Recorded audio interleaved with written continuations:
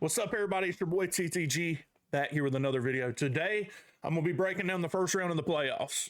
These will be my picks, my observations. It's going to be a short video, but I'm just going to throw out there who I think is going to win. I've already filled out the bracket on ESPN, etc. So I'm going to share with you guys a little bit of insight and what I think these games are going to look like. All right? Be sure to comment. Let me know who you think are going to be the first round winners in the playoff. Also, let me know who you think is going to win the national championship. Make sure to like the video if you do like the video, obviously. Click the bell notification to get notified to when I post. And lastly, subscribe. If we hit 1,000 subs before January 1st, I'm giving away a jersey to one of you guys. All right, without further ado, let's jump into the video. We'll start off with the first game. And the first game, I mean by the game that's occurring first. The 10 seed Indiana at Notre Dame in South Bend at the number 7 seed Notre Dame. This game right here is interesting to me. One, because these guys don't play a lot, despite them being in-state schools. And I would consider Notre Dame a Power 4 school, even though they don't play in a Power 4 conference, which I think is going to change very soon if the format stays the same. Notre Dame cannot be a top 4 seed and cannot receive a first round bye because they can't be a conference champion because they're not in a conference, obviously. This game's interesting to me. I think both coaches, they're early in their tenures at their respective institutions. Marcus Freeman, I can't remember what year he's in, but it's like 3, maybe 2 or 3 or 4 maybe at Notre Dame. Indiana has first-year head coach Kirk Cignetti. I like what Cignetti's done. I do. I think they will compete for him. They will play for him. I think he'll have a good game plan, and he'll put Indiana in a spot to win. I like the Rourke quarterback. I like Rourke. I think he protects the football, doesn't turn it over. I think the run game's good, but Notre Dame's defense is so good. I've struggled with this game a lot. Notre Dame's defense is very good and has played well all season. The offense has also started to come along some. Neither one of these teams has played a very tough schedule. If you look at the team's best win, Notre Dame probably has the better win. Texas A&M is probably the better win over Indiana. I think their best win's like Illinois probably. I don't know. They're probably actually pretty similar wins. I don't know. But the loss is glaring. Northern Illinois is a bad loss, especially at home. Indiana, you lost to Ohio State, one of the better teams in the country. And I'm pretty sure that game was on the road, if I remember correctly. Anyway, for this game, I'm just going to go ahead and pick it. And I don't have a big rhyme or reason. I just think Indiana's going to win. I don't know why. I'm going to pick Indiana. Notre Dame probably should win the game. They're at home. Their defense is great. Their offense has come along nicely. Riley Leonard has played well as of late. I like Kirk Cignetti, dude. I think he's going to find a way to win the game. And I think they're going to beat Notre Dame. I think Indiana is going to win their first playoff game in school history. I do. So, Indiana, book it. All right, next. The next game to be played. SMU Penn State. The boys are going up north. I wonder what the weather's going to be like. Give me just a second. Let me look it up. All right, so I looked it up. It looks like it's going to be around freezing at the time of kickoff for Penn State. Probably something SMU's not used to. But here recently, it's probably been decently cold in SMU as well. There is a small chance of snow. Now, snow being, I think, like an hour and a half before kickoff. So even if it does snow, it won't be much. Probably won't be cold enough for it to stick. Regardless, I think this is a great matchup. I think this is a matchup of explosive offense versus sound defense and a steady offense. Now, as far as the players on the field go, I would give Penn State the nod there in talent and star power. I'll give it to Penn State. But Rhett Lashley and SMU seem to be able to score on just about anybody they play and score a pretty good bit. I think Clemson's defense is pretty good, and you saw they were able to score on them. The quarterback, I can't remember his name now, for SMU he's an athlete. He can run around, make plays with his feet. He can spin it. He's pretty accurate from what I've seen in the Clemson game. Could pose some problems for Penn State. James Franklin is known to lose the big games as well, guys. Let's not forget that. Man, this one's kind of tough as well. But I'm going to lean Penn State here. I like Drew Aller. He's coming back next year. I think that's a good move for him. He probably would have been a first or second round pick, honestly, this year, but him coming back and developing another year, he has unfinished business is what I gather from that decision. He wants to possibly win the Big Ten, maybe a natty. So I don't think Penn State is good enough to win the national championship. I don't. But I think they're good enough here. I think they take care of business against SMU. Give me the Nittany Lions. Give me James Franklin finally winning a big game in a whiteout at home in cold weather. Next up, Texas and Clemson.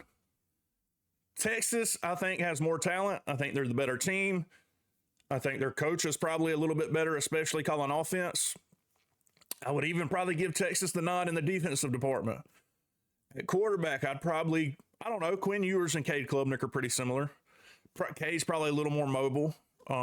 Quinn can probably throw it a little bit better, but they're pretty similar. I think Texas, the O-line has gotten better as the season went on. The run game has improved. They have some good receivers. I think Texas is the better team, but for some reason, Dabo Swinney, I mean, he's been here and he just wins these kind of games, I feel like. On the road, at Texas, this is prime upset territory for me. Dabo, Cade Klubnik, they both played well. They won the games they needed to get into the playoff, but that South Carolina loss is just stinging me. I think I'm gonna have to pick Texas here. Give me Sarkisian, give me the Longhorns at home. I think they're too talented. I think they get it done, which sets up an interesting next round for me. But anyway, we're only talking first round here. I'll take Clemson. I'll take Texas. I think it's going to be a close game. I think the spread's 12 points. I think that's too much. Give me Clemson to cover, but Texas to win the game. All right. And probably the best matchup of the first round, Tennessee, the Volunteers traveling to Ohio State, to Columbus to take on the Buckeyes. Man, have I seen some things on Twitter that make me just wonder about this game. I'm seeing that Tennessee fans are coming out in groves saying they're traveling to Columbus. They've got tickets. Is this going to be a 50-50 game? There's no way, right? I just don't see it. Is there going to be 30,000 Tennessee fans, though? Possibly. I still think Ohio State will have the majority of fans there. Ryan Day, if he loses this game, I think it may be time to pack your bags. I think the people in Columbus are fed up with, one, losing to Michigan. I think I'm a fan of Ryan Day. I like Ryan Day. I think he's a great coach. But you can't lose to your in-state rival 4 years in a row and then still get a home playoff game and fumble the bag against Tennessee. Now, let's talk about defense. I think these are two great defenses, in my opinion. Tennessee's defense is underrated, in my opinion. From what everything I've been seeing on social media, I think people are sleeping on Tennessee's defense. One of the best in the country, in my opinion. On the other side of the field, Ohio State, another great defense, another one of the best in the country. I think this game is going to be low scoring. Right now, they have Tennessee as a 7.5-point dog. I think that's probably about right, as far as Vegas goes. I think the game will be a little closer than that. I think it's going to be within a touchdown, obviously. It's going to Nico against great defenses this year hasn't looked great. I'm just going to say it. I think he's young. I think the offensive line is kind of not really an issue, but I think they're going to struggle against Ohio State's front seven. Now, where I think Tennessee has the advantage on offense, I think they have, I don't know if they have better running backs, I would say, but the running game has been better this year for Tennessee. Dylan Sampson in that run game has been phenomenal. He's one of the better running backs in the SEC. Ohio State does have two good backs, Travion Henderson and Quinshon Judkins. Fantastic. Will Howard, fantastic. They have a number of receivers that can go get the ball. I mean, Jeremiah Smith, Emeka Egbuka, Cornell Tate. I can't remember the tight end's name. G. Scott, maybe, is that his name? Anyway, yeah. But for some reason, I think if you look back, I was listening to Josh Pate's podcast. If you look back the last time Ohio State lost to Michigan and got in the playoffs, right? That was 2 years ago. They lost to Ohio State, got into the playoff, and what happened? Now, they lost to Georgia. Georgia eventually ended up being the national championship or champions, and I think that was the year they played TCU and it wasn't close in the national championship. Ohio State played their best game of the year after they lost to Michigan and got into the playoff. I think the same's going to happen again. I think Ryan Day's going to rally the troops. I think they've got to have a better game plan than they have against Michigan, dude. They got to stretch the field. They got to establish the run game. I think it's going to be tough to do, but I think Ohio State's going to pull it out. I think it's going to be a lower scoring game, and I think it's going to be close, like a field goal. Maybe the kicker can redeem himself for the 2 he missed against Michigan that a lot of fans say cost him the game. But, so I'm going to go with Ohio State here. So that leaves me with my picks are Indiana here, which would leave a matchup with Georgia. Interesting.